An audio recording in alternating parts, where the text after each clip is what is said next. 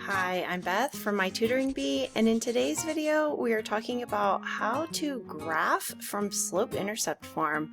I have a ton of examples for us, so let's go ahead and get started. Okay, the first thing that we need to talk about is our equation. This is what we call slope-intercept form, and that's because from this form we can see both the slope and the y-intercept. So that's where the name comes from. Now, in my previous two videos, I talked a lot about slope and how to identify slope and what rise over run means. So if you need a review on that, please check that out. I'll put the link for both of those in the description below. But whatever number or fraction is right here in front of x, whatever that coefficient of x is, that's going to be our slope. And then whatever number is being added or subtracted at the end here, the constant that doesn't have the variable, that's going to be our y-intercept. And the y-intercept is always our starting point. Now, as you can see, we have a ton of different equations over here in slope-intercept form. We're going to graph all of those. Let's just take it one at a time and start with this one, y equals 1/4 x plus 2. Okay, this coefficient fraction that is right in front of the x, that is the slope. And then the second number that's being added out here, I'm going to highlight that plus sign as well because that's important. That is our y-intercept, and that is actually always our starting point. A lot of times when I'm working with students on this skill, they want to start with that slope because it comes first in the equation. As we're reading from left to right, it seems like it should go first, but we're actually going to start at the right and work our way back. So what does that mean? Plus 2 tells us where one of the points of our line is on the y-axis. So, oops, these are not labeled. This is our x-axis. This is our y-axis, that vertical line. So we need to find positive 2. There it is right there. And that is where our first point goes. Okay, and then from there, once we have that point graphed, we're going to use the slope to guide us to our second point. So from this point, we are going to think rise over run. The rise is how much we need to go up or down, and the run is how much we need to go left or right before we place that second point. So the top number, the numerator, is our rise. So we're going to go up 1 unit. Now we're not going to draw a point here. That's just where we're counting to. And then we're going to go over 4. I'm actually going to go ahead and make a little triangle here. So we're going up 1 unit. And we're going over 4 units. Now, you normally wouldn't have these lines on your paper or your graph, whatever you're doing. I'm just showing that's where I'm counting. And so then this spot right here is where our second point goes. Let me go ahead and get rid of these lines because they are not actually part of our graph. They're just our guidelines. And now we're going to draw a line between these 2 points. Now, with students that are new to this, I encourage them to draw several points along their graph. So now that we've drawn this second point, I'm going to again go up and over 4 and draw a third point. And then as you can see, I'm kind of running out of graph this way. However, you can do the opposite and go the other direction. So from this starting point, we can also go down 1 and to the left 4. And as you can see, that point is still in line with our other 3 points that we've already graphed. So down 1 to the left 4. And I encourage students to do this all the way across their graph, as many as they can. Now, we're going to use a straight edge. If you're doing this with pencil and paper, you're going to use a straight edge like a ruler, and you're going to draw a line that not only goes through all of these points, but spills off of the graph like this. And you're going to have that arrowhead on either side. So you want an arrow here and an arrow here to show that this line goes on forever in both directions. And so now we have graphed y equals 1/4 x plus 2. All right, as I said, I've got a lot of examples, so let's go ahead and start on the next one. Here we've got y equals -2/3 x minus 4. So again, we're starting with that y-intercept. Since we have a minus 4, that is -4. That's what we're looking for on our y-axis, -4. So there's our first point right there on the y-axis at -4. And now we're going to use the slope -2/3 to guide us for that second point. So notice that our fraction is negative. So that either means -2/3, or it could be a +2 over -3. Both of these will give us the same slope. And I'll actually graph both of those points from this starting point on our y-axis to show you what that looks like. So a negative goes down 2 units and then to the right 3. So I started here. Again, our starting point is that y-intercept. We went down 2 units and then over to the right 3 units. Since the 3 is positive, that means we go to the right. Now let me show you the other way. If we look at the 2 as positive and the 3 as negative, that means we're going to go up 2 units and then to the left 3 units. So just to clarify, when we see a positive number, if it's in the numerator, that means we're going up. If it's in the denominator, that means we're going right. If we see a negative number, if it's in the numerator, that means we're going down. And if it's in the denominator, that means we're going left. All right, so as you can see, these 3 points are in the same line. So again, I'm just going to continue with that slope, counting down 2/3. And then here I'm going up 2 to the left 3, up 2 to the left 3, until I run out of room on my graph. All right, and then I'm going to use my straight edge. In this case, I'm using a straight line tool with an arrow on it to spill off of that graph in both directions. And there we have our line. This one is a little bit off right here. I'm going to fix that really quickly. So here we have our graph of y equals -2/3 x minus 4. Let's do another one. Okay, in this equation, we've got y equals 5x plus 1. We don't have a fractional slope, but I'll show you how to deal with that. Let's go ahead and start with our y-intercept of +1. So here we are at +1 on the y-axis. Now, anytime that you have a slope that is not a fraction, make it a fraction by simply putting it over 1. So now we have that rise over run. So we're going to go up 5 units, 1, 2, 3, 4, 5, and over 1 unit.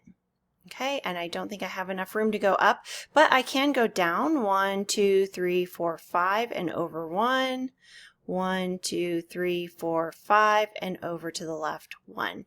So, and then let's go ahead and graph our line. We want, again, it to spill over the edges of the graph and have those arrowheads. There's our line graphed. All right, in this problem, we've got y equals -6x plus 7. We're going to start with that y-intercept of +7 right there. And then again, we don't have it as a fraction, so we're going to make it into a fraction by just putting it over 1.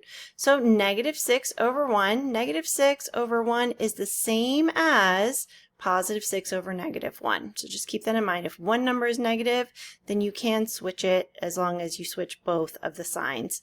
So let's go, we're going to count down 6 units and then to the right 1 unit, right? Because the 6 is negative and the 1 is positive. I talked about positive and negative slopes in some of my previous videos on slope. When we have a negative slope, so this 6 is negative to begin with, when we have a negative slope, our line should be going down as it goes to the right. So that's another way to just sort of visually check to make sure that you are graphing this correctly. It should be going down and to the right if it is a negative slope. If it's a positive slope, it would be going up and to the right. Okay, so I don't have enough room to go up and over to the left on this side of the line, so I'm just going to continue 1, 2, 3, 4, 5, 6, and then over 1. I think that that's all that I have room for. So let's go ahead and make our straight line going through all of those points and spilling off the edge of our graph. There's our line for -6x plus 7. All right, let's continue on with our graphing. We have just a few more examples left. Here we have y equals 4 over 5x. And notice that nothing is being added or subtracted at the end of this. So that means that essentially we have a +0 at the end. We don't have any other y-intercept except for 0. So we do have a y-intercept. It's just not specifically listed in this equation. So whenever you don't see it, that means that it's 0. So here is our y-intercept right here at the origin. All right, and then we're going to use that slope from that origin spot to see where our next points are. So we're going to go up 4 over 5, there's one, and then up 4 over 5, there's another, and then we're going to go back to the origin and go down 4 and then to the left 5, and then again down 4 and to the left 5. And we can see that all of those points are in a nice straight line for us. And this is another reason why I really like graphing multiple points, because if something is a little bit off, you'll be able to see it. If I accidentally miscounted and I put this, oops, sorry, let me get to the regular pen, and I put this dot here instead of down here where it originally was, well, I can see that this point is not in line with all of my other points, and that's what we should have. These are linear equations, meaning that they create lines when we graph them. So there's our graph, and we'll move that guy down there where it belongs. Okay. All right. In this equation, we've got y equals x plus 8. So notice that we don't see a coefficient here. Whenever we don't see a coefficient, it's an understood 1. So we could write in 1 there, 1x plus 8. But again, we want it as a fraction. So we're going to make it a fraction by putting that over 1. So this is the same as y equals 1 over 1x plus 8. We're going to start with that 8 here as our y-intercept, and then our slope is 1 over 1, so we're going to go up 1 over 1, up 1 over 1. And as you can see, these points are very close together. I've kind of run out of room already, so now we're going to go down 1, left 1, down 1, left 1, and we can see that these are going through all of these grid squares perfectly through the diagonal of each square. So we're going to go ahead and make our line through all of these points just like that. So there's our line for y equals x plus 8. All right, here's another one, y equals negative 8x minus 9. So we're going to start with that y-intercept of negative 9. So that's down here. And then the minus 8, we're going to, or the negative 8, sorry, we are going to put over 1. We want it in fraction form. Now we don't have enough room to go down 8 units from where we're starting right here. So we have to go ahead and flip to the opposite. So what I'm going to do is graph positive 8 over negative 1. So if we go up 8 units, 1, 2, 3, 4, 5, 6, 7, 8, then left 1 means we're going over, sorry, negative 1 means we're going to the left 1 unit. And then we're going to go 1, 2, 3, 4, 5, 6, 7, 8, and then left 1. And as you can see, this is going down as we go to the right. It is a very steep slope, but it is a negative slope. So we should expect it going down and to the right instead of up and to the right, since we have a negative slope there.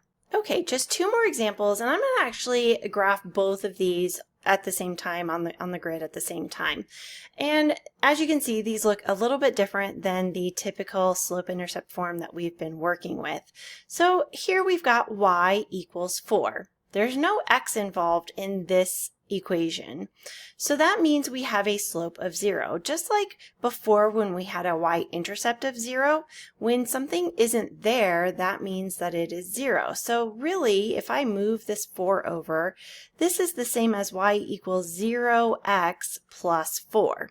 And our slope is 0, so that means that we're going to wind up with a horizontal line. And if y equals 4, then that means our line should only touch the y-axis. It's not going to cross the x-axis at all.